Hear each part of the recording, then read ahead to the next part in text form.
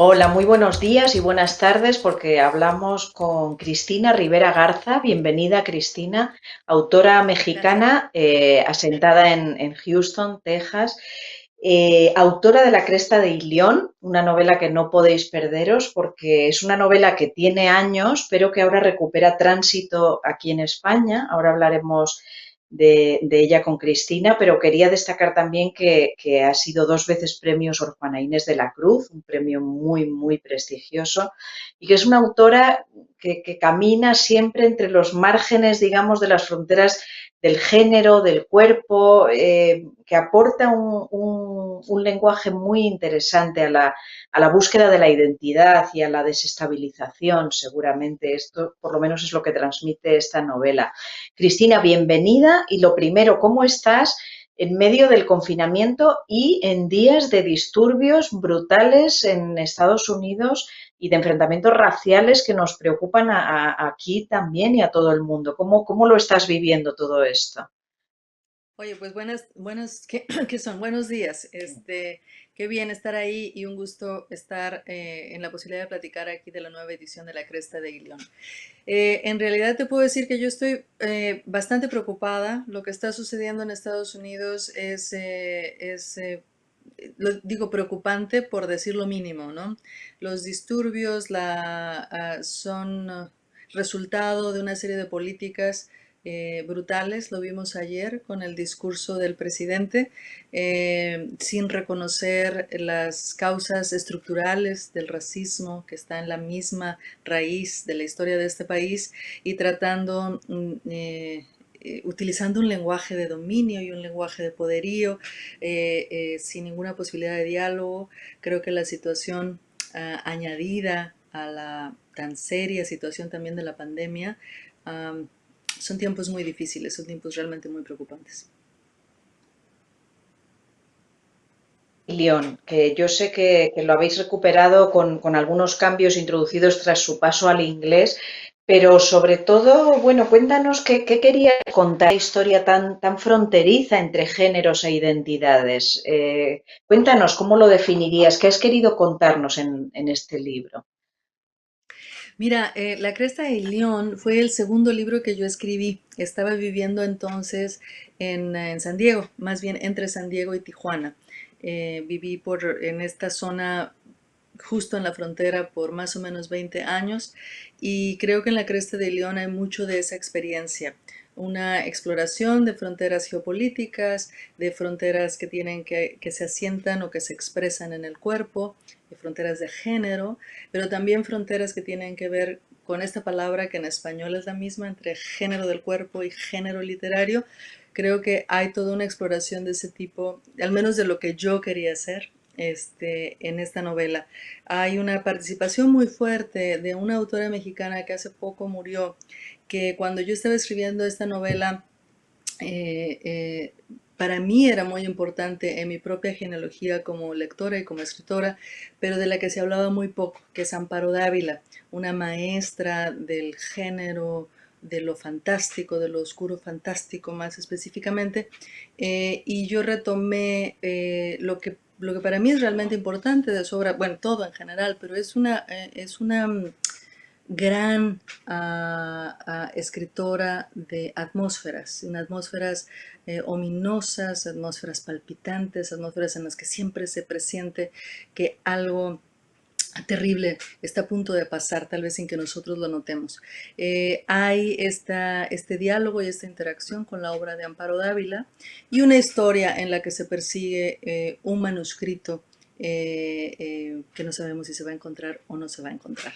Todo esto en un territorio fronterizo en el que las cosas parecen ser y parecen no ser, en el que los hombres parecen ser mujeres y las mujeres hombres, en el que en la novela puede recortarse en versos y abrirse en párrafos. Creo que esa sería en todo caso los intereses personales que yo llevé a la novela, y ya la novela en ojos de los lectores pues siempre se transforma.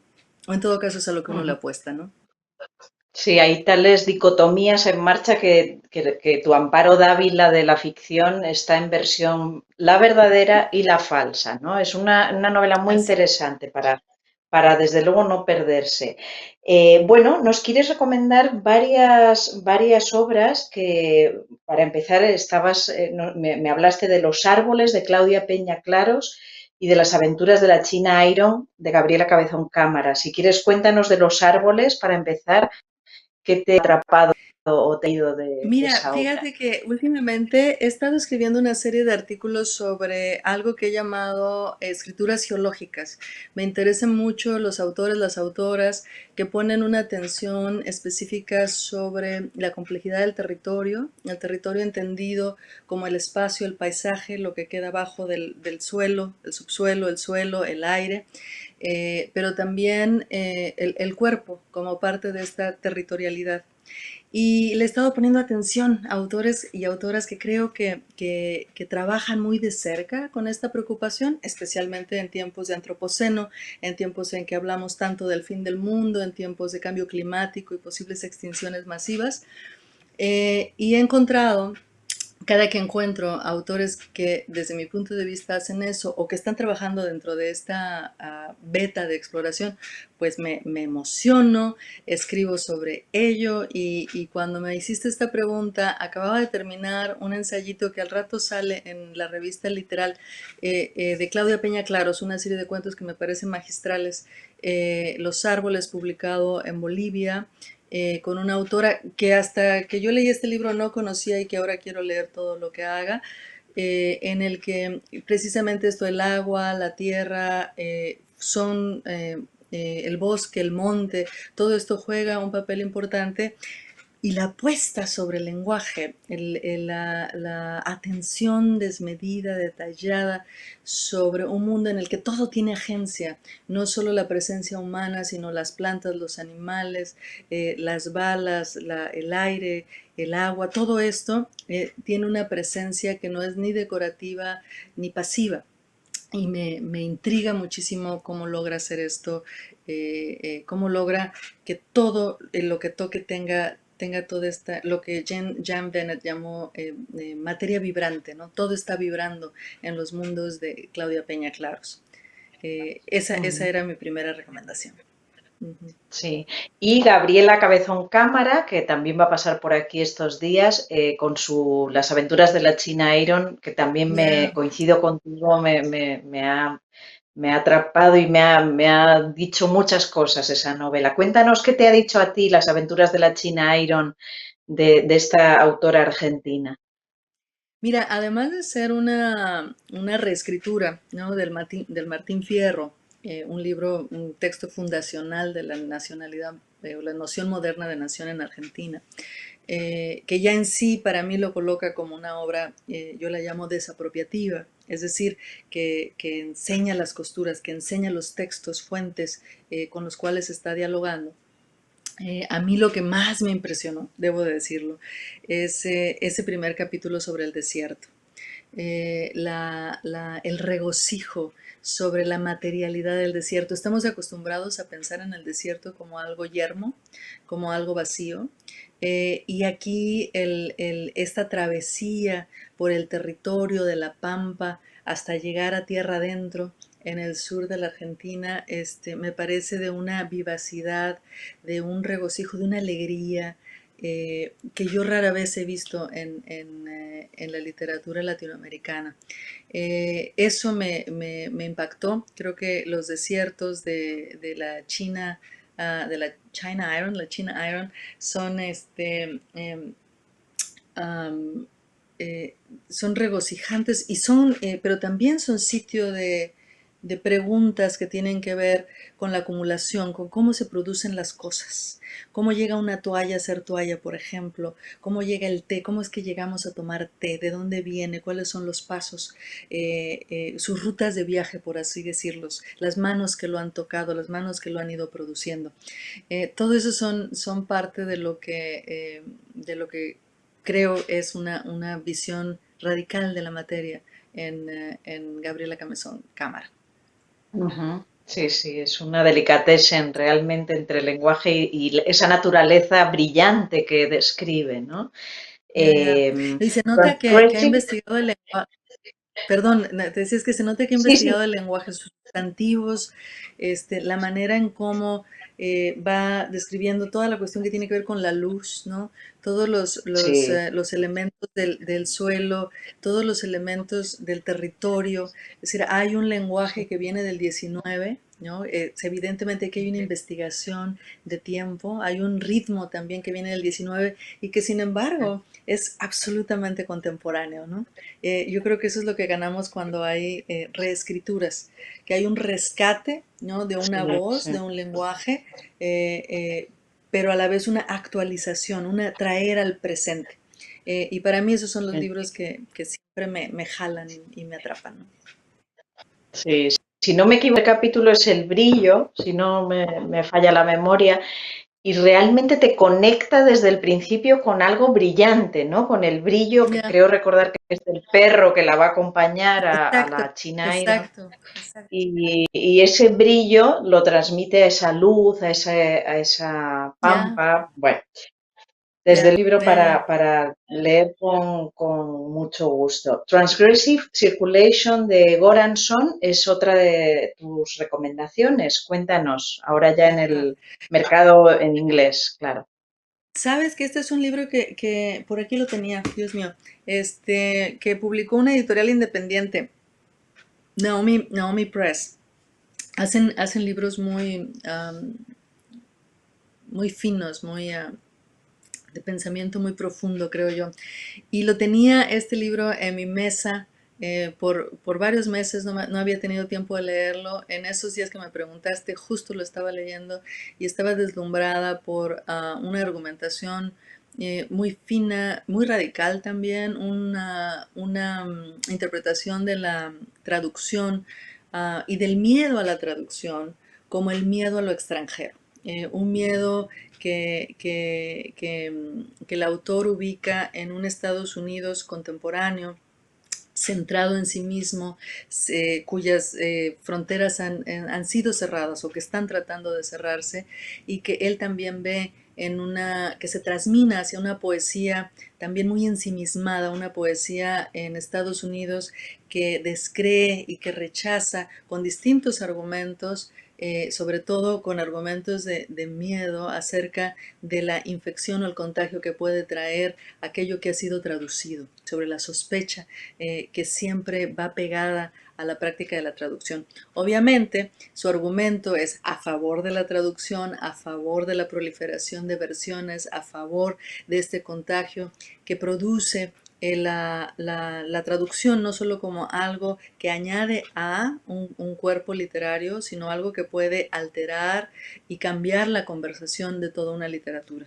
Entonces, yo todavía estoy muy emocionada, es un libro muy pequeñito, por ahí ando preguntando a ver a quién le interesa traducirlo. Yo lo haría si tuviera tiempo, pero me parece una pieza muy importante, sobre todo en tiempos contemporáneos, cuando los gobiernos más poderosos del mundo están haciendo llamados para cerrar fronteras. Me parece bien importante decir que cuando hacemos traducciones, que cuando vivimos en traducción, estamos poniendo en cuestión, antes que nada, primero que todo, esa noción de frontera y esa noción de cerrazón, ¿no? Ujú. Muy bien, nos querías hablar también de las tres militares y otros brujos de la Amazonía, de César Calvo. Cuéntanos qué te Fíjate lleva a que, ese que libro. yo alguna vez, en alguna de mis primeras visitas a Perú, a Lima, le pregunté a algunos amigos del lugar, les dije, bueno, ¿qué es lo que yo tengo que estar leyendo? ¿Qué autor peruano tengo que estar leyendo ahorita? Y eh, no me acuerdo quién, para serte sincera, pero me dijeron, ¿has leído a César Calvo? Y dije, pues claro que no, no sé ni quién sea César Calvo. Y me recomendaron que leyera este librito. Y desde entonces lo ando cargando, y porque me parece que es uno de esos libros, lo llamarían en inglés de cross genre, ¿no? muerte transgénero.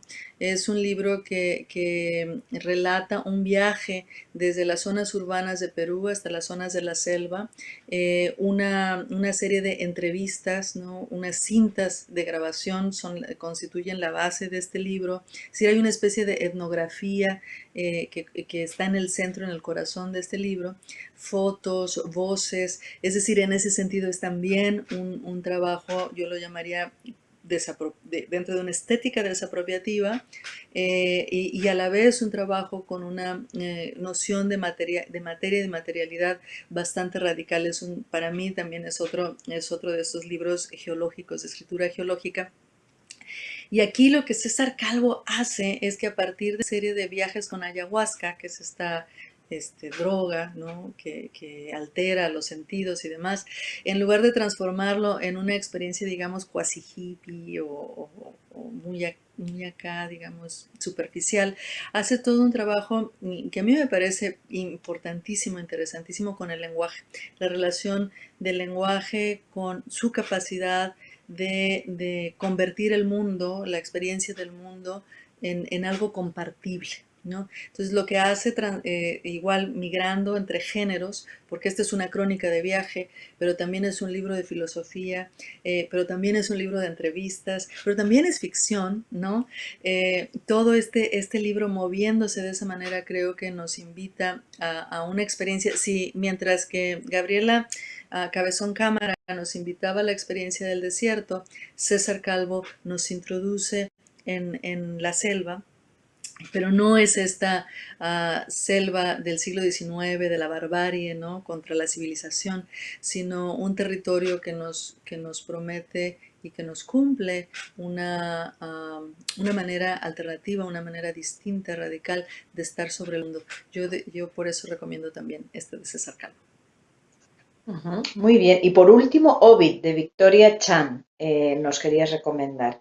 Que Cuéntanos. me ha dejado temblando ese libro. Sabes que hay algo bien interesante que hace esta poeta, a quien yo tampoco conocía, es el primer libro que le leo. Ovid viene de obituario, ¿no? Es esta forma, un formato conocido, y lo que ella hace es meterse con la forma, transgredirla, darle la vuelta, subvertirla y escribir en esta especie de rectángulo vertical una elegía, una serie de reflexiones sobre la muerte de sus padres. Entonces aquí es un obituario constante, recurrente, que no va cambiando de persona a persona, sino que establece distintos momentos de su relación con la vida, con el deceso, con la ausencia de esta presencia amada, ¿no? Entonces, aquí logra algo que a mí siempre me emociona en los libros, cuando la forma y la trama, cuando la forma y sus materiales hacen clic, ¿no? Cuando están en su punto, hay algo que tiembla, hay algo que nos produce esta sensación de que valió tanto la pena pasar por este libro. Hay una transformación interna y yo creo que Victoria Chang en este Ovid lo consigue. Ujú. Bueno, muy apropiado además para estos tiempos tan Ujú, luctuosos, ¿no? ujú. Bueno, nos Así quedamos con es. tus recomendaciones, nos quedamos con La Cresta de Ilión, publicada ahora por Tránsito en España, y te deseamos pues gran suerte, mucho ánimo en estos días y que seguimos en contacto y seguimos leyéndonos. Gracias y a todos vosotros, gracias por estar ahí siguiéndonos y atendiendo a estas recomendaciones que solo intentan pues darnos un poquito de luz a nuevas lecturas interesantes. Gracias, chao. Gracias a ti. Un gusto.